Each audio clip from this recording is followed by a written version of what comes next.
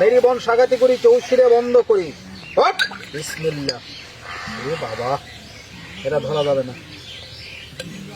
সবাই বলেন আসসালামু আলাইকুম। চাচা এটা সাপ না, মাপ চাইছি। দুইটা আছে, ভাই আছে এখানে, একটা না দুইটা আছে। এই পাশে যেটা আছে এটার মাথার ভিতরে বইল হয়ে গেছে। আপনার এই গ্রামে রাত্রে কুকুরে কাঁদে, কুকুর বোঝেন? যখন রাত 12টা বাজে তখন কুকুরে মা কাঁদে, ওইটা সামনে যখন পড়ে যায় তখন ভং ভং করে কাঁদে।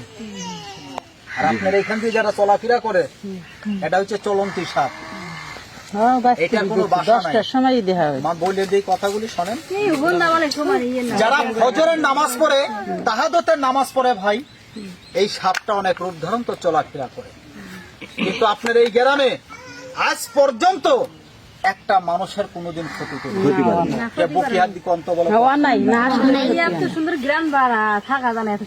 এই মাটিটা হাতে নিয়ে বলছি, মাটির তৈরি হয়েছে মানুষ আর আগুনের তৈরি হয়েছে জিন।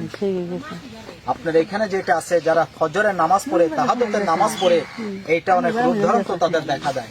আর কুকুর হয়েছে হাই পেকাম্বর, কবরের আযাব তারা দেখতে পারে। এর জন্য আপনার এইখানে যেটা আছে এইটা হচ্ছে চলন্তি, মানে এটার বাসা নেই।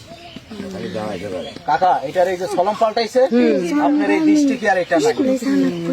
যেখানে সলম পাল্টায় ওই জায়গায় সাপটা থাকে না।